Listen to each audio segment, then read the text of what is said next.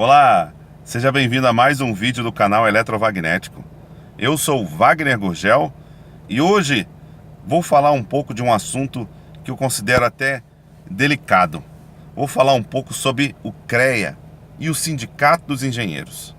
Eu sou engenheiro eletricista, né, como já falei aqui, já mencionei no canal, e para você poder atuar como engenheiro, né, no nosso país, principalmente no Brasil, você precisa ter o CREA e também você também, né, obviamente, precisa ser formado em engenharia. Então, assim que você se forma, você tem o seu diploma, depois você vai atrás do CREA para você poder atuar como engenheiro eletricista, assinar, né, as ARTs e por aí vai. O meu problema não está nem nisso. Eu acho isso ok. Se você está registrado no CREA, você tem seu CREA ativo, você pode emitir as suas ARTs e você pode assinar, né, os projetos de acordo com a engenharia que você se formou, né? Você tem as atribuições de cada engenharia ali. É um sistema bem interessante. Eu não estou nem falando aqui também do valor que eles cobram, se é muito ou pouco. Tudo depende da quantidade de serviço que você tem, né? Só que eu tenho, não diria nenhuma reclamação, mas eu tenho algo que eu acho que é complicado ali no CREA. Eles têm uma indicação ali de salário base, por exemplo. E ali eles falam que o salário base tem uma divergência um pouco entre o Sindicato dos Engenheiros e o CREA, tá? O sindicato parece que fala que é 9,5 salários e o CREA fala que é 8,5 salários, tá? Eu não estou com certeza nesses números, tá? Mas você pode até consultar tanto no sindicato como no CREA. Eu sei que tem uma divergência pequena não, né? Tipo um salário, né? Mas tem uma divergência entre o que o CREA diz como salário base e o Sindicato dos Engenheiros, tá?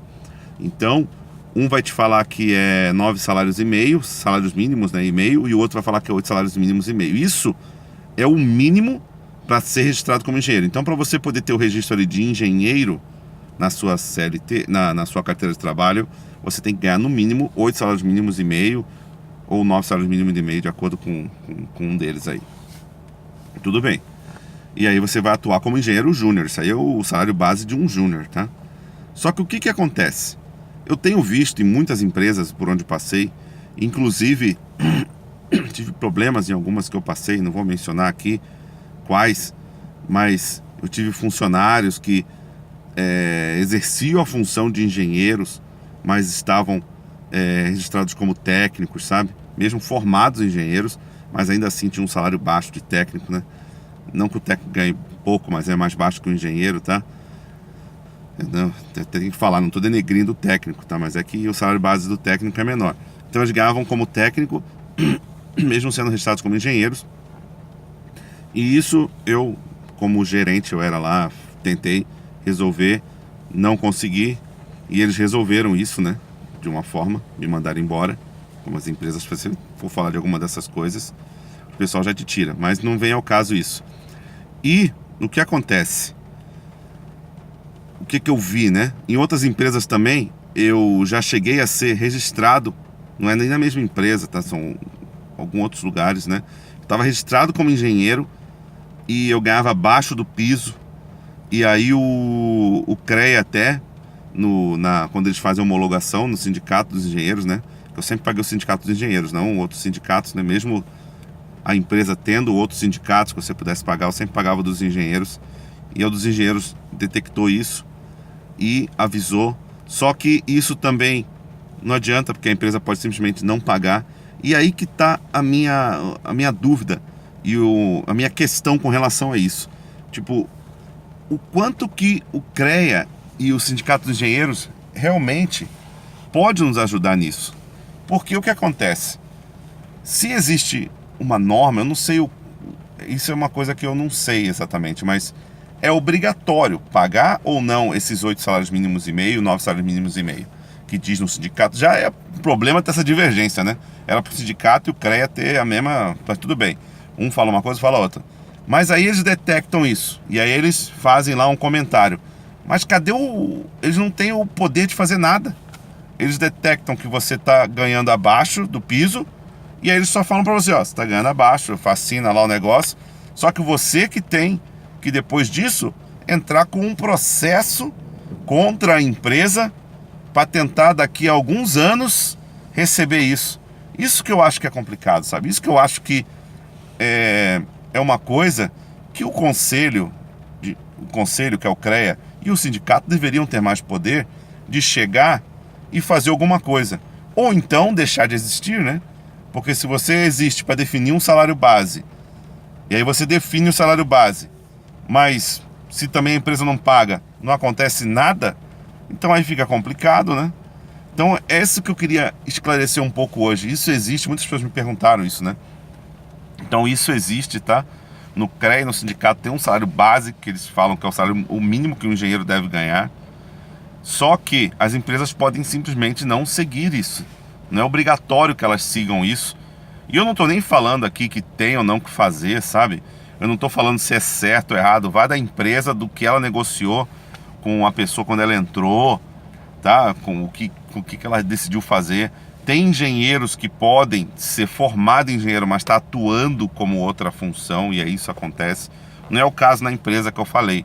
Lá, o técnico, que era engenheiro formado, atuava como engenheiro. Ele desenvolvia coisas eletrônicas no local.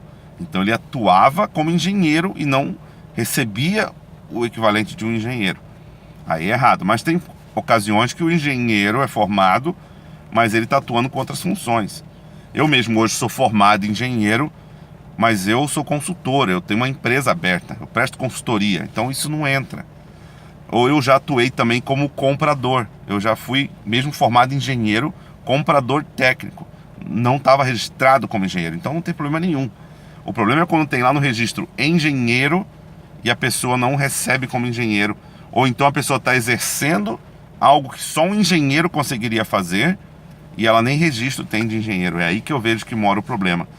E o pior de tudo isso, você detecta isso, mas o conselho e o sindicato não tem força para fazer nada. Eles simplesmente falam, agora você precisa entrar com um processo.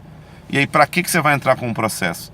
Aí fica seu nome lá no Jus Brasil, que você entrou com um processo, aí você vai tentar algum cargo em alguma empresa, a primeira coisa que eles fazem é consultar ali essa pessoa, já vê lá, tem ação trabalhista, aqui tem um processo trabalhista, então eles já excluem essa pessoa, já definem que não é interessante trabalhar com essa pessoa. É isso que eu acho complicado. Eu acho que o conselho e o sindicato deveriam duas coisas: ou atuar mais e ter força para obrigar, vocês vão ter que pagar a diferença, ou simplesmente eles deveriam deixar de cobrar obrigatoriamente a pessoa para estar registrado num conselho. Hoje o CREA ele é obrigatório, tá? Se você tem que estar registrado lá, você tem que pagar o CREA. E existe até uma solicitação, né, que essa obrigatoriedade seja retirada, que está para entrar para o Senado. Eu vou deixar o link aqui embaixo. Se você acha que não deveria ser obrigatório pagar o CREA, né, pagar a anuidade do CREA, você pode clicar no link aqui e se inscrever lá e dar a sua opinião, né? Se chegar, parece que a 20 mil assinaturas, 20 mil solicitações disso, eles levam isso para discussão no Senado. E é um assunto interessante. Só queria explanar um pouco com vocês. Espero que, para quem não entende ainda como funciona isso, tenha ficado mais esclarecedor. E se você gostou do vídeo, dê um like, compartilhe com pessoas que também têm essa dúvida e assine o nosso canal. Muito obrigado e até o próximo vídeo.